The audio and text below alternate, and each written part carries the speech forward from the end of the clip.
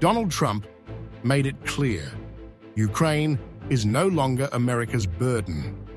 Speaking before his first cabinet meeting on Wednesday, the US president signaled a dramatic shift, declaring that NATO membership was off the table and that Washington would no longer bankroll Kyiv's war effort. What concessions would you like to see? Oh, I don't want to tell you right now, but I can tell you that NATO you can forget about. I think that's probably the reason the whole thing started. The message could not have been sharper. Ukraine will have to fight its own battles, and Europe must step up financially.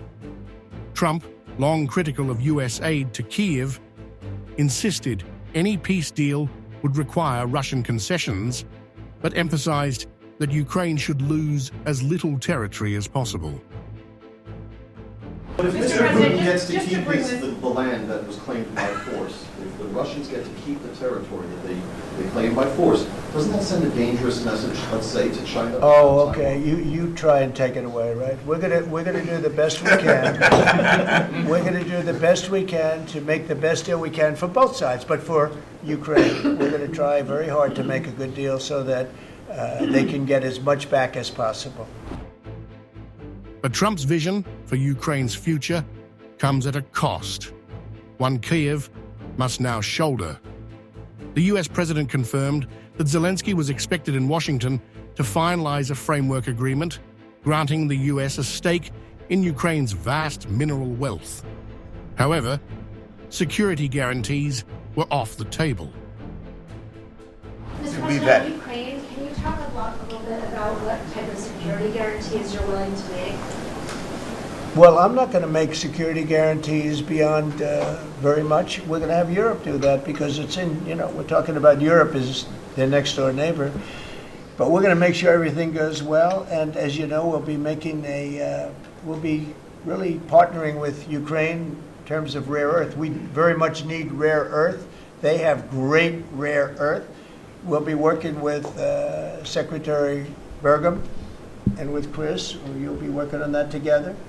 And we're going to be able to have tremendous, this gives us, because we don't have that much of it here. We have some, but we don't have that much. And we need a lot more to really propel us to the next level to lead in every way. For Zelensky, who has fought relentlessly for long-term US military backing, Trump's stance was a harsh reality check. The Ukrainian president acknowledged negotiations were underway, but firmly rejected claims that Kyiv owed Washington anything.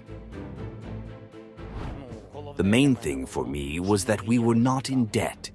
Despite what the media reports say, the agreement does not include $500 billion in debt, not $350, not $100 billion. Because it would have been unfair. I mean, in relation to us. Because, as I said earlier, there were no such agreements before, and therefore there is nothing to talk about in terms of this topic. So far, no one is reimbursing anything. This issue is important until the agreement is ratified, as well as an agreement that will follow. But this is all about the future, and debt is about the past. While the rhetoric remains tense, negotiations between Washington and Kyiv continue.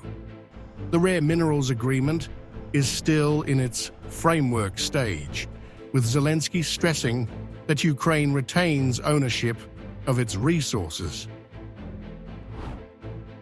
He hinted that the deal could eventually be linked to broader security guarantees, but for now it remains a financial arrangement rather than a military commitment. And if we are talking about the fund, this is also a done deal in this framework agreement. I think that there are co-owners, which means partners. This is important because, as I said, these are our resources. We are grateful to the United States of America, and we are ready to talk about partnership. And it is important that it has partners in it. And the fund is Ukrainian-American, not American. This agreement may be part of future security guarantees, but a deal is a deal, but we need to understand a broader vision of what awaits Ukraine, where we are, and so on. So, here I am calm because I was told that there is no 2-to-1 ratio at this point. That is to say, it is correct to say that for every US dollar we have to pay 2. Meanwhile, a larger diplomatic chess game is unfolding.